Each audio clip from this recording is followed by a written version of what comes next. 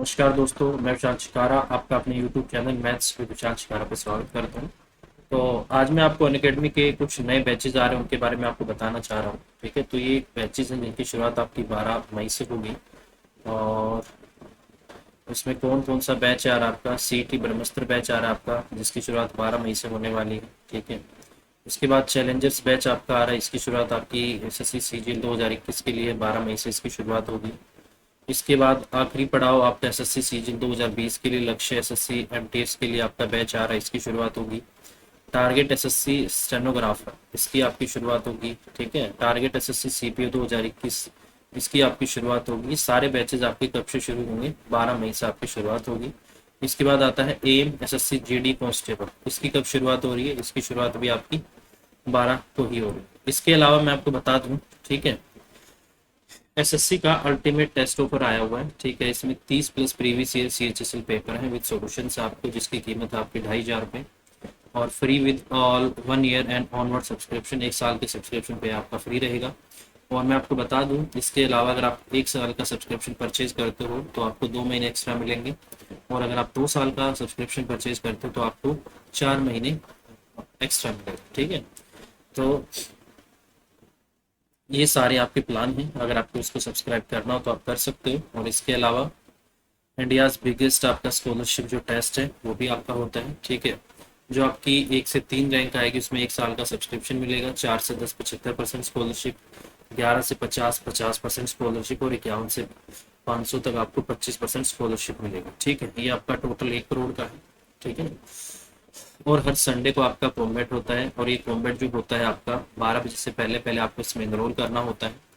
और इसके लिए आपको जो रेफरल कोड लगाना है, मेरा रेफरल कोड लगाना है विशाल मैक्स। ठीक है, इस रेफरल कोड को आपको नहीं लगाना है, मेरा रेफरल कोड है विशाल मैक्स, वो आपको लगाना है, चाहे आपको सब्सक्रिप्शन लेना हो और चाहे आपको, ठीक है, चाहे सब्सक्रिप्शन आपको लेना हो, चाहे आपको इस टेस्ट में एनरोल करना हो, आपको मेरे रेफरल कोड को ही लगाना है। ठीक है, इसके बाद और all set, let's crack it. ठीक है, और इसके साथ ही मैं आपको थोड़ा सा बेसिक बताना चाहूँगा सिंपल इंटरेस्ट और कंपाउंड इंटरेस्ट के बारे में, वो भी आपको पता होना चाहिए। ठीक है, तो बेसिकली सिंपल इंटरेस्ट क्या होता है और कंपाउंड इंटरेस्ट क्या होता है, इसकी बेसिक चीज़ मैं आपको बता देता हूँ। अगर एक बार आपको समझ में आ गई तो कभी भी आप यहाँ पर परेशान नहीं होते। ठीक है, ये मैं आपको बता देता हूँ क्या क्या इसमें होता है आपका सिंपल इंटरेस्ट और कंपाउंड इंटरेस्ट के बीच में। ठीक है, यहाँ पर आपका क्या है, सिंपल इंटरेस्ट है। दोनों को एक साथ करेंगे तो थोड़ा सा आपको समझ में आ जाएगा बेसिकली अंतर क्या है। ठीक है, होता है आपका कंपाउंड। ठीक है,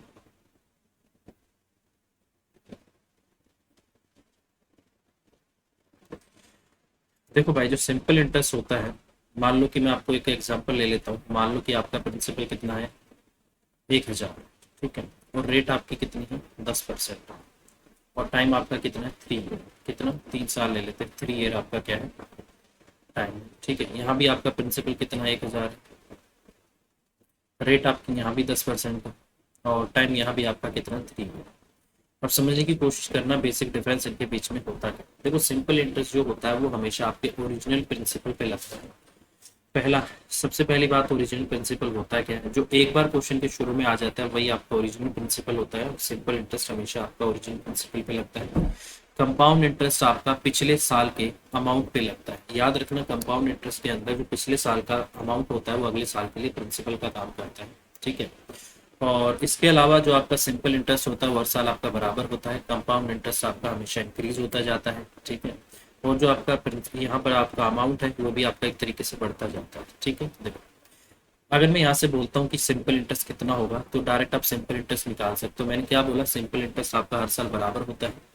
तो 1,000 पर 3 साल का 10% से जो आपका सिंपल इंटरेस्ट आएगा, आप बोलोगे कितना आ गया? 0 से 0 काट देता हूँ। ठीक है, 300 रुपये आपका सिंपल इंटरेस्ट आ। ठीक है, बेसिकली डिफरेंस क्या है सिंपल इंटरेस्ट और कंपाउंड इंटरेस्ट के बीच में? कंपाउंड इंटरेस्ट के अंदर जो उस पूरे साल में आपको ब्याज मिला है उस साल के आखिर में उस प्रिंसिपल में जोड़ दिया जाता है और वो अमाउंट बन जाता है, और वही अमाउंट अगले साल के लिए किसका काम करता है? प्रिंसिपल का काम।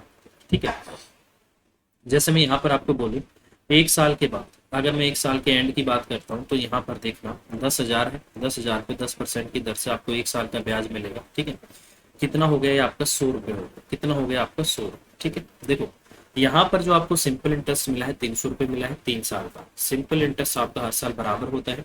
इसका मतलब फर्स्ट ईयर भी आपको 100 रुपये मिला होगा, ठीक है, सेकेंड ईयर भी आपको 100 रुपये मिला होगा, और इसका मतलब थर्ड ईयर में भी आपको 100 रुपये मिला होगा, ठीक है। ये होता है आपका सिंपल इंटरेस्ट, ठीक है।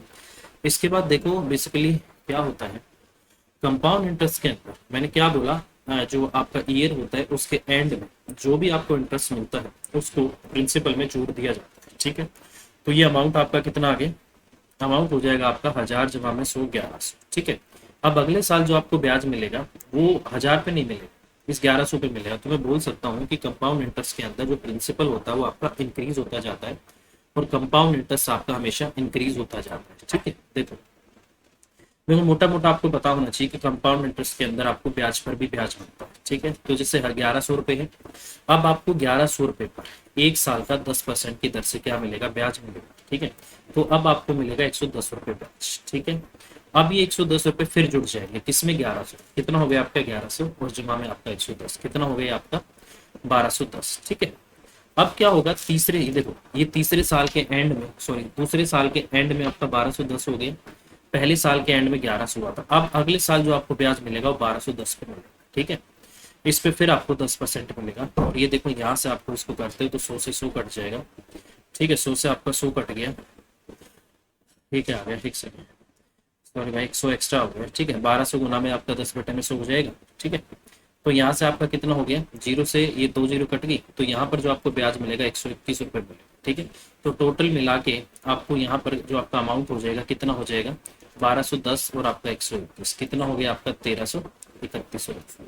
तो यहाँ जो आपको अमाउंट मिलता है 1331 रुपये मिलता है, और यहाँ पर जो आपको अमाउंट मिलता है वो कितना मिलता है 10,000 में, आपका सॉरी 1000 में कितना 1300 रुपये। तो ये डिफरेंस आता है आपका सिंपल इंटरेस्ट और कंपाउंड इंटरेस्ट के बीच में। बेसिकली होता क्या है कि सिंपल इंटरेस्ट और कंपाउंड इंटरेस्ट के बीच में क्या होता है कि आपको ब्याज पर भी क्या मिलता है, ब्याज मिलता है कंपाउंड इंटरेस्ट के अंदर, इसलिए कंपाउंड इंटरेस्ट में आपको जो ब्याज मिलता है वो सिंपल इंटरेस्ट के कंपैरिजन में ज्यादा मिलता है, ठीक है। ये हमेशा याद रखना। तो यही आपका डिफरेंस होता है। अब मैं यहाँ पर एक बात आपको अलग अलग बोल सकता हूँ कि जो कंपाउंड इंटरेस्ट होता है उसके अंदर आपको ब्याज पर भी ब्याज मिलता है, ठीक है। इसके अलावा मैं आपको ये भी बोल सकता हूँ, देखो अब देखो मोटा मोटा क्या होता है, मैं आपको क्या क्या बोल सकता हूँ। सिंपल इंटरेस्ट के बारे में क्या बोलता हूँ कि सिंपल इंटरेस्ट आपका हमेशा किसकी तरह बिहेव करता है, ये आपका एक एपी की तरह बिहेव करता है, अर्थमेटिक प्रोग्रेशन। ये आपका हमेशा किसकी तरह बिहेव करता है, जीपी की तरह बिहेव करता है, जीपी ज्योमेट्रिक प्रोग्रेशन की तरह बिहेव करता है। आपने देखा होगा आपका जो अमाउंट निकालने का फॉर्मूला होता है वो किसके बराबर होता है, अमाउंट निकालने का फॉर्मूला होता है प्रिंसिपल इंटू 1 जमा में आर और बटे में आपका 100 इंटू में आपका क्या होता है टी। ये टी बेसिकली समय नहीं होता है, ठीक है, मतलब हम बचपन से यही पढ़ते आते हैं टी क्या होता है, समय। ये टी यहाँ पर आपको ये बताने का काम करता है कि आपको ब्याज कितनी बार मिलेगा। ये टी आपका ईयर है, हाफ ईयरली होगा तो टी डबल हो जाता है, ठीक है, समझ रहे हो ना।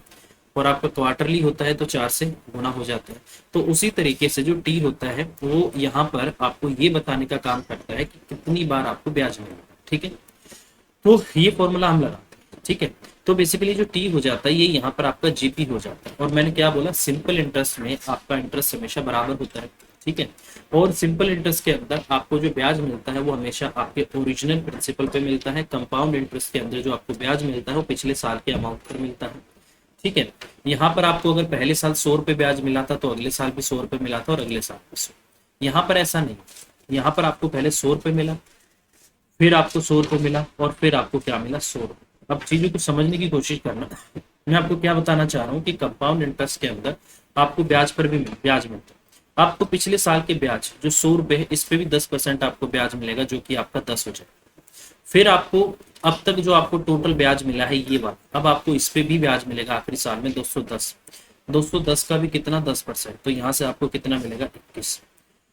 तो बेसिकली 2 साल के कंपाउंड इंटरेस्ट या यहाँ पर ये वाला, अगर यहाँ पर मैं आपसे ये बोलूँ कि 3 साल के कंपाउंड इंटरेस्ट और सिंपल इंटरेस्ट के बीच में डिफरेंस कितना है, तो एक तो ये 10 रुपये और ये आपका 21 जमा में कितना आपका 10, 31 रुपये का आपका क्या है अंतर है, 31 रुपये, ठीक है। तो यहाँ से समझना, देखो यहाँ पर जो आपको प्रिंसिपल मिलता है और यहाँ पर प्रिंसिपल हमेशा आपका बराबर होता है, यहाँ पर प्रिंसिपल आपका इंक्रीज होता जाता है। यहाँ देखना आपको जो अमाउंट मिला है 1300 रुपये मिला, यहाँ 1331 रुपये मिला, कितने का अंतर है, 31 रुपए का अंतर है। तो यही मैं आपको समझाना चाह रहा हूँ कि आप इस तरीके से क्वेश्चन को ब्रेक करके भी कर सकते हो, ठीक है। और क्वेश्चन करने के बहुत सारे तरीके होते हैं, ठीक है। जैसे ये जीपी वाला मैंने आपको बता दिया, ये जीपी हमेशा तब काम करेगा जब टाइम का गैप क्या होता है, सेम होता है। मान लो 4 साल है, फिर 4 साल पे सेम जीपी, फिर 4 साल पे सेम जीपी। ऐसा नहीं है कि पहले 4 साल है, फिर 2 साल है, फिर 1 साल, उस पे जीपी काम नहीं करेगा।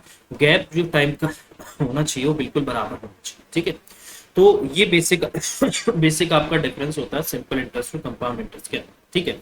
अब देखो, अगर मैं आपको ये बोलता हूँ कि आपको 2 साल में, अगर मैं आपको ये बोल दूं कि आपको 2 साल में जो सिंपल इंटरेस्ट मिला है कितना मिला है, 400 मिला है। और जो आपको 2 साल में कंपाउंड इंटरेस्ट मिला है, मैं आपको क्या बोल सकता हूँ, आपको मिला है 440, ठीक है।